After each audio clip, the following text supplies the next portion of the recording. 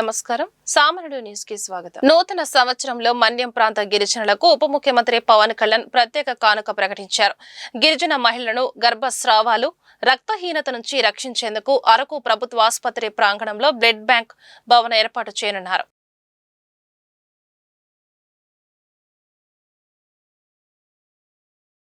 నూతన సంవత్సరం సందర్భంగా తెలంగాణ వ్యాప్తంగా భక్తులు ప్రసిద్ధి ఆలయాలను దర్శించుకుంటున్నారు. వరంగల్ భద్రకాళి ఆలయంలో వేకువజాము నుంచే అమ్మవారి దర్శనం కోసం భక్తులు బారులు తీరారు. హైదరాబాద్ జూబుహిల్స్ పెద్దమ్మ తల్లి ఆలయం, చిలుకూరు బాలాజీ ఆలయానికి పెద్ద సంఖ్యలో భక్తులు తరలివచ్చారు. కొత్త ఏడాదిలో సకల శుభాలు కలగాలని కోరుకుంటూ ప్రత్యేక పూజలు చేస్తున్నారు. ఆలయ పరిసరాలు భక్తజనంతో కిక్కిరిసిపోయాయి.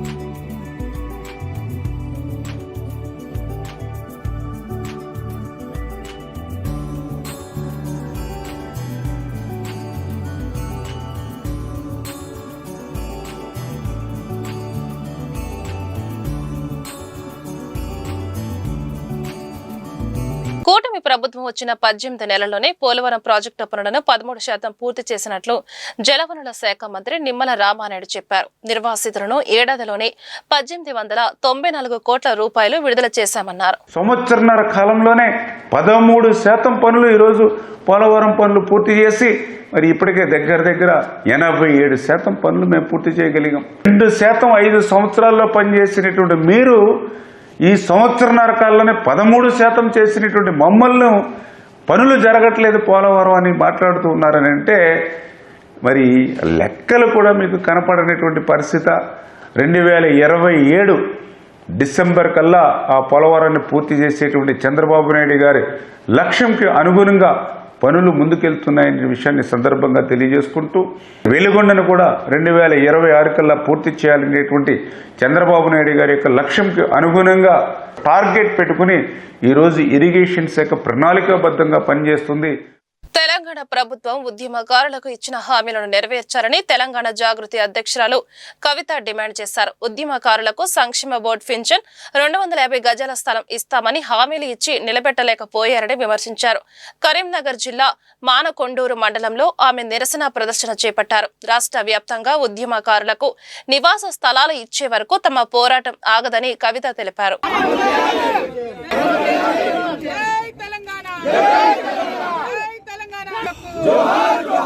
ఇవాళ తెలంగాణ వ్యాప్తంగా ఉన్నటువంటి అందరు ఉద్యమకారులు ప్రతి జిల్లాలో కూడా మరి ఉద్యమకారులు ఫోరంగా ఏర్పడి వారి యొక్క డిమాండ్లను ప్రధానంగా ప్రభుత్వం ముందు పెడుతున్నారు.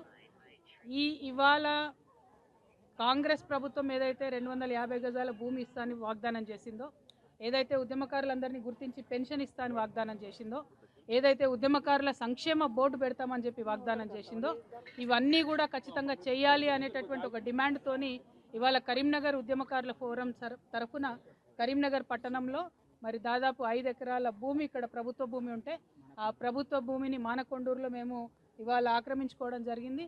ఆక్రమించుకోవడం అనేటటువంటి పదం కావాలనే నేను వాడుతున్నా. ఎందుకంటే ఈ భూమి తెచ్చిందే, ఈ భూమి కొట్లాడి తీసుకొచ్చిందే, తెలంగాణ కొట్లాడి తీసుకొచ్చిందే ఉద్యమకారులు. మరి వారికి ఇచ్చినటువంటి మాటను కూడా నిలబెట్టుకోకపోతే ప్రభుత్వం కంప్లీట్గా ఫెయిల్యూర్ అని అర్థం. మీరు ఫెయిల్ అయిన కాబట్టి, మీరు భూములు ఇస్తలేరు కాబట్టి మేము ప్రజల పక్షాన్ని నిలబడి మీ భూములను వారికి ఇవ్వబోతా ఉన్నాం. మీరు వచ్చి డిస్టర్బ్ చేయొద్దు. మీరు ఏదో పోలీస్ జూలుం చేసి ప్రదర్శిస్తామనుకుంటే కుదరదు. ఇవాళ ఈ ఒక్క జిల్లాతో ఆగదు, ప్రతి జిల్లాలో కూడా ఇదే పోరాటం మొదలవుతుంది. హైదరాబాద్ రంగారెడ్డితో సహా ప్రతి జిల్లాలో భూములను ఆల్రెడీ మేము ఐడెంటిఫై చేసినాం.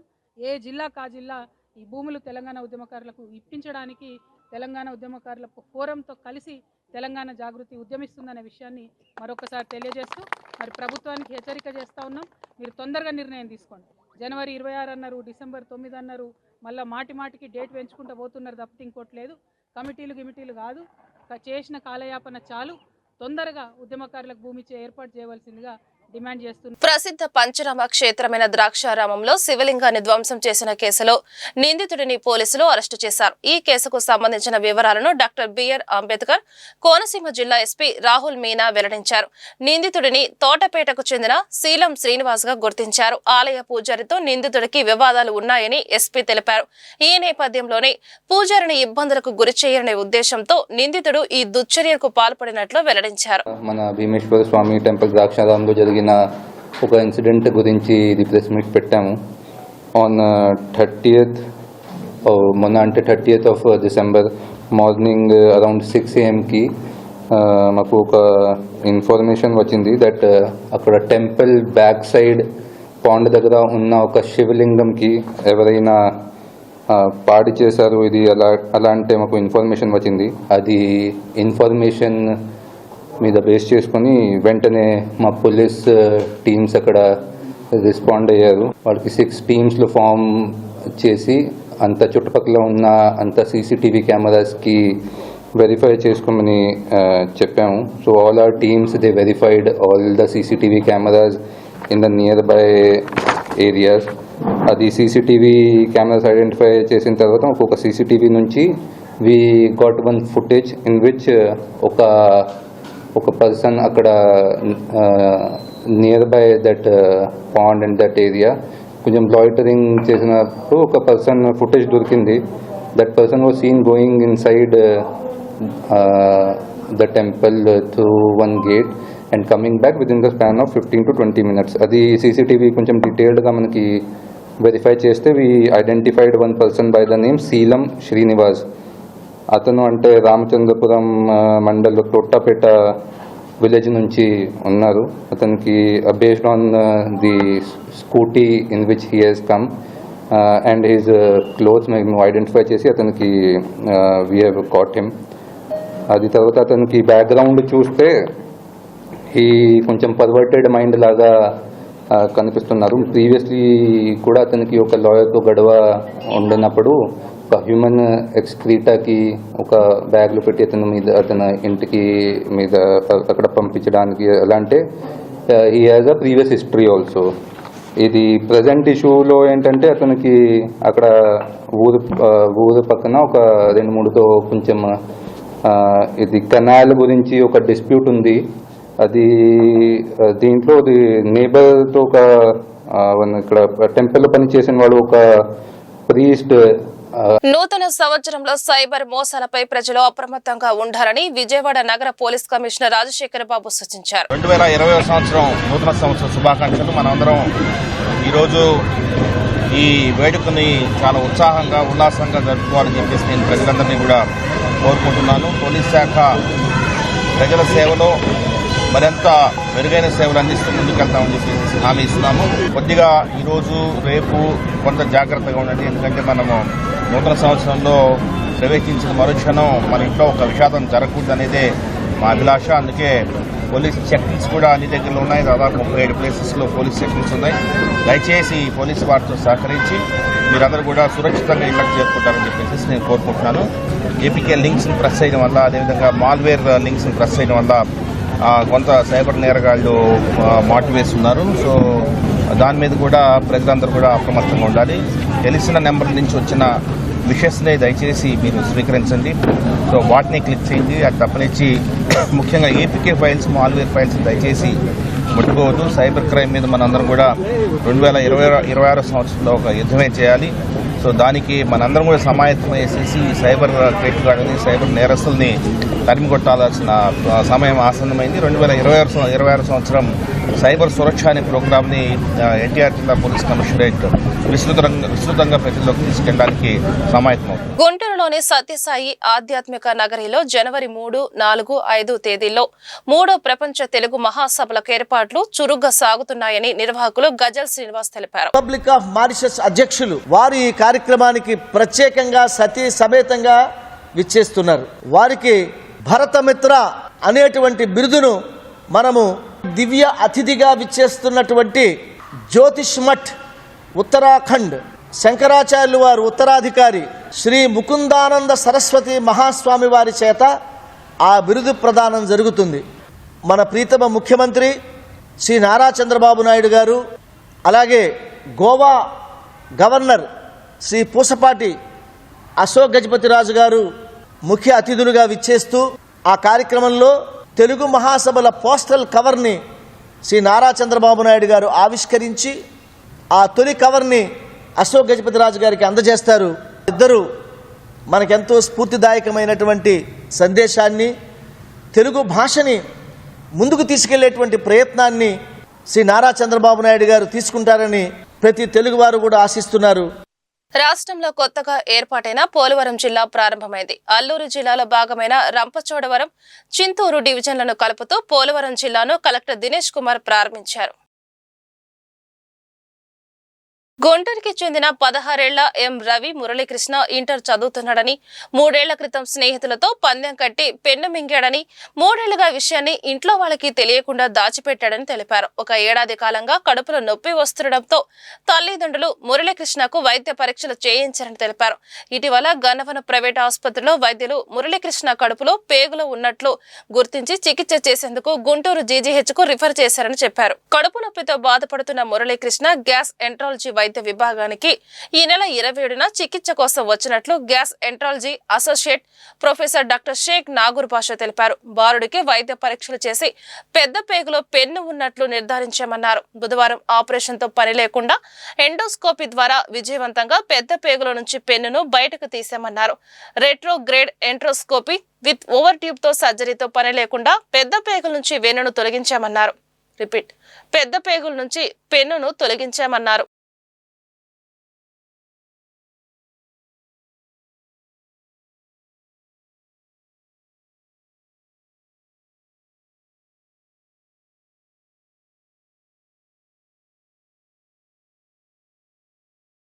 కృష్ణ జూనియర్ ఇంటర్ చదువుతున్నాడు. తనకి 25 లాస్ట్ డే అంటే 31 డిసెంబరు ఒక సమస్యతో ఇక్కడికి వచ్చాడు. ఆ సమస్యకి వాడు బిగ్గిస్తాడు చెప్పి అబద్ధం వాడు చేశాడు.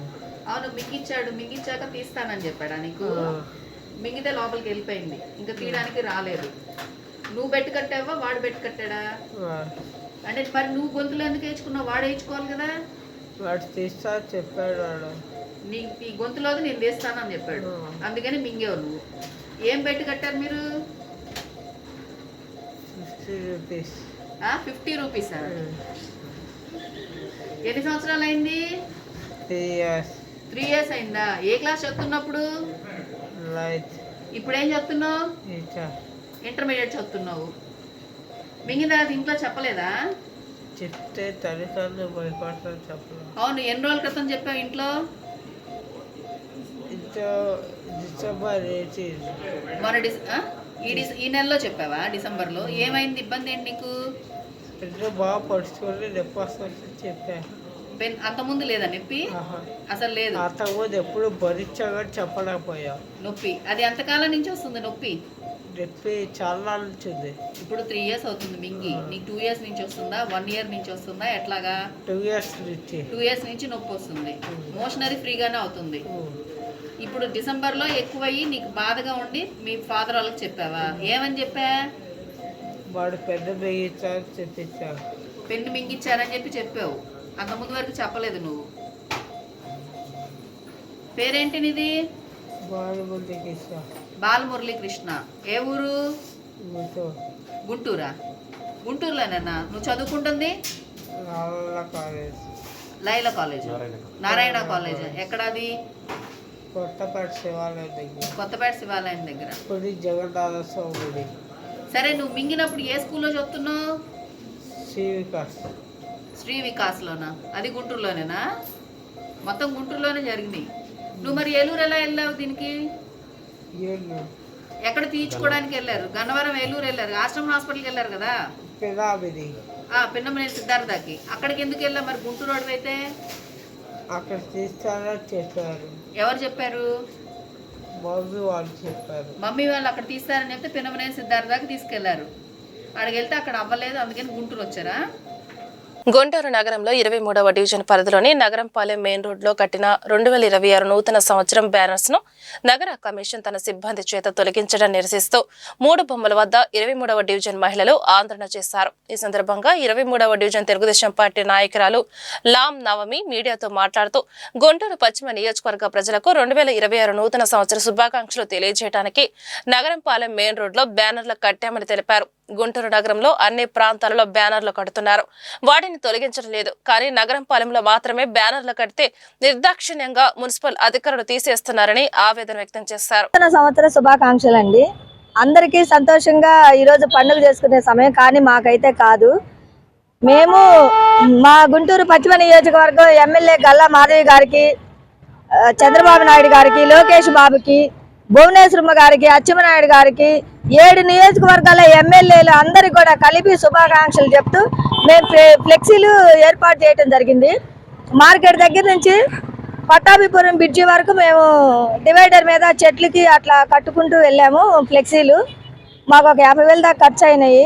క్రిస్మస్ కూడా ఇట్లాగే కట్టాము.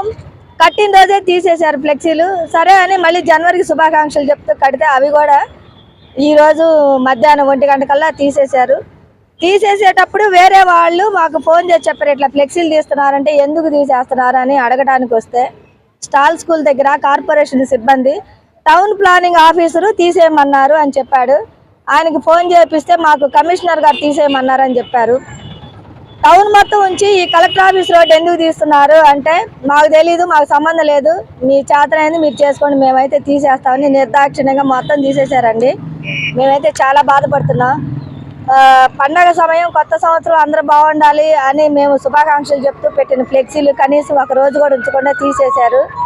దాంట్లో మా ఎమ్మెల్యే మేడం గారియే మేము ఎక్కువగా ప్రాధాన్యత ఇచ్చాము. ఎందుకంటే మహిళ 7 నియోజకవర్గాల్లో తొలి మహిళ ఆవిడ ఎమ్మెల్యేగా గెలిచింది.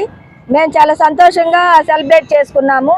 అది మాకు ఎక్కువసేపు కూడా నిలవలేదు. మాకైతే ఇది చాలా బాధగా ఉంది, చాలా బాధాకరంగా ఉంది. ఇప్పుడు ఎస్పీ గారు ఉన్నారు అండి, ముందుగానే మాకు సమాచారం అందించారు. ఏది గుంటూరు ప్రజలకి ఎస్పీ గారు ఎట్లాగా మీరు కేకులు కట్ చేయొద్దు, గుంపులుగా ఉండొద్దు, గొడవలు సృష్టించొద్దు, ఏమైనా ఉంటే చర్యలు తీసుకుంటాం చట్టపరంగా అని. కానీ ఇక్కడ ఎటువంటి సమాచారం లేదు. అట్లా తీసేసేటప్పుడు ముందుగానే కమిషనర్ గారు సమాచారం ఇస్తే మేము ఇట్లా ఫ్లెక్సీలు కట్టుకునే వాళ్ళం కాదు. దానివల్ల మాకు ₹1,00,000 నష్టం జరిగేది కాదు. అంటే ఇప్పుడు ఈ గత ప్రభుత్వంలో మేము ఎన్ని కష్టాలు పడుతున్నామో ఇప్పుడు కూడా అట్లాగే ఉంది. గతంలో చూసుకుంటే చిరు వ్యాపారస్తులు రోడ్డు మీద చిరు వ్యాపారస్తుల్ని ఎన్ని ముప్పు తిప్పలు పెట్టారు, బతకడం కష్టమైపోయింది. ఇప్పుడు మేము ఒక కార్యకర్తగా సంతోషంగా ఉండడానికి కూడా మాకు లేదు. ఇదైతే చాలా బాధగా ఉంది.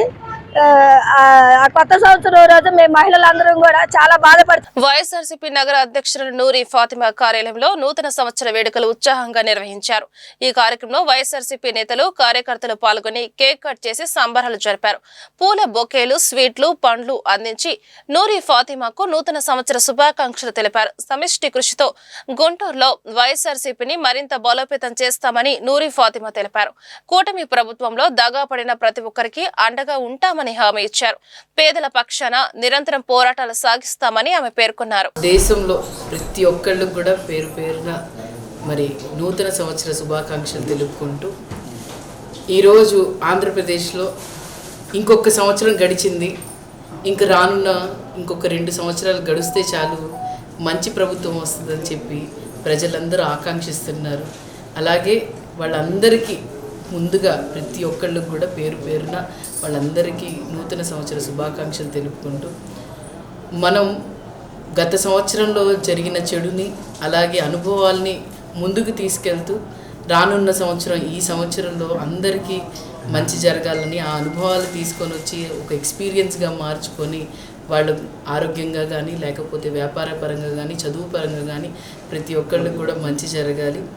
అలాగే ఈ కూటమి ప్రభుత్వం చేస్తున్న అరాచకాల్లో 5 సంవత్సరాల్లో 2 సంవత్సరాలు పూర్తి చేసుకొని మళ్ళీ 2029 కోసం వెయిట్ చేస్తున్న ప్రతి ఒక్కళ్ళకు కూడా ఇక్కడ ఉన్న ఆంధ్రప్రదేశ్లో ఉన్న ప్రతి ఒక్కళ్ళకు కూడా ఒక గండంలా మారింది 5 సంవత్సరాలు. అది పూర్తి అవ్వాలని చెప్పి రానున్న ఇంకా 29 మనది అని చెప్పి వాళ్ళందరూ ఆకాంక్షిస్తున్నారు. కాబట్టి ఖచ్చితంగా రానున్న రోజుల్లో మంచి ప్రభుత్వం వస్తుంది, జగనన్న ప్రభుత్వం వస్తుంది, మంచి చేసే ప్రభుత్వం వస్తుంది. ఆ కోరికతో ఆ ఆశయంతో ప్రతి ఒక్కళ్ళు ఉండాలని, అలాగే ప్రతి ఒక్కళ్ళు కూడా పేరున అందరికీ కూడా once again happy new year. 2026 సంవత్సరంలో గుంటూరు తూర్పు నియోజకవర్గాన్ని అభివృద్ధిలో అగ్రభాగాన నిలుపుతామని ఎమ్మెల్యే మహమ్మద్ నజీర్ తెలిపారు. ఈ మేరకు ఎమ్మెల్యే కార్యాలయంలో గురువారం నూతన సంవత్సర వేడుకలకు ఘనంగా నిర్వహించారు. ఈ కార్యక్రమంలో టీడీపీ నాయకులు, కార్యకర్తలు, అధికారులు పాల్గొని ఎమ్మెల్యేకి నూతన సంవత్సర శుభాకాంక్షలు తెలిపారు. అన్ని వర్గాల సంక్షేమమే లక్ష్యంగా రాష్ట్ర ప్రభుత్వం పనిచేస్తుందని ఎమ్మెల్యే పేర్కొన్నారు. అధిక మొత్తంలో నిధులు సమీకరించి గుంటూరు తూర్పు నియోజకవర్గ సమగ్ర అభివృద్ధి కోసం కృషి చేస్తామని ఆయన వెల్లడించారు.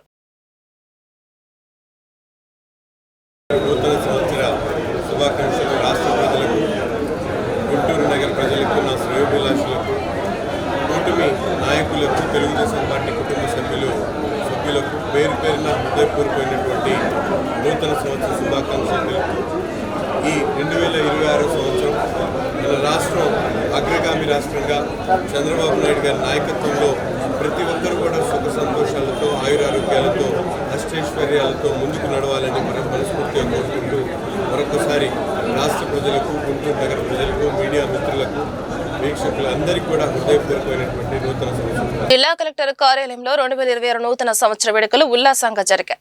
ఈ సందర్భంగా ప్రభుత్వ అధికారులు, సిబ్బంది కలెక్టర్ తమీం అన్సారియాను కలిసి నూతన సంవత్సర శుభాకాంక్షలు తెలిపారు. అన్ని విభాగాల నుంచి ఫలితాలు సాధించి గుంటూరు జిల్లాను ప్రగతి పదంలో నడిపిస్తామన్నారు.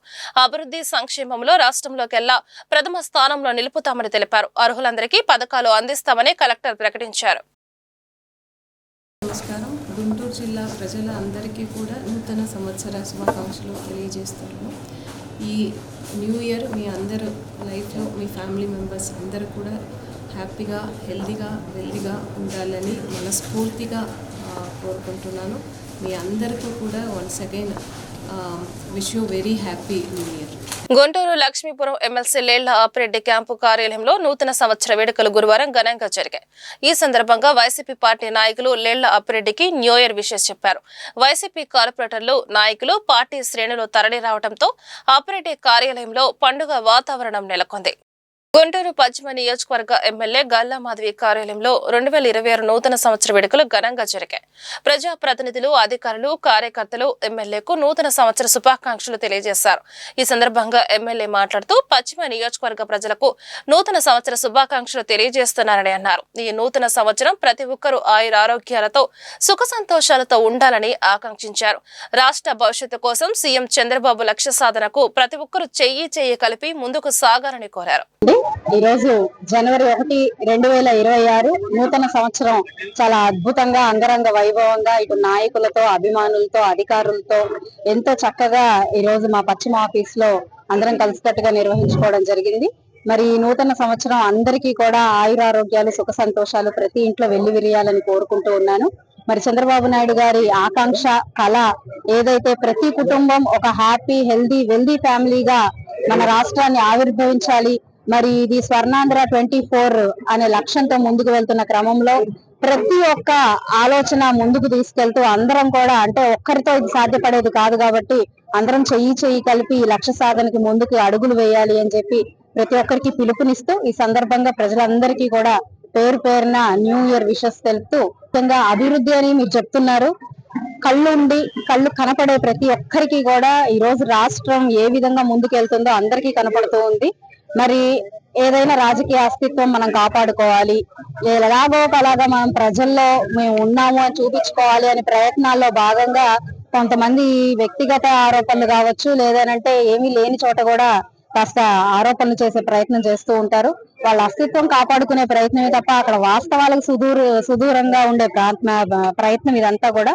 ఒకసారి క్రాస్ చెక్ చేసుకోవాలి. ఏదైనా నిజంగా సమస్య ఉంది, నిజంగా అపోహలు అభిప్రాయ భేదాలు ఉన్నాయనంటే మాట్లాడుకోవాలి తప్ప ప్రతిదానికి విమర్శాత్మకంగా ముందుకు వెళ్తే మాత్రం ఇప్పటికే ప్రజలు 11 ఇచ్చి మనని పక్కకు పెట్టినప్పుడు ఇంకా దాని గురించి ఆలోచించకుండా ఇంకా బురద జల్లే ప్రయత్నం చేస్తాం, సేమ్ ఫార్ములానే వాడతాము అని అంటే అది మరి ఆ యొక్క నాయకుల విజ్ఞతకు నేను వదిలేస్తున్నాను.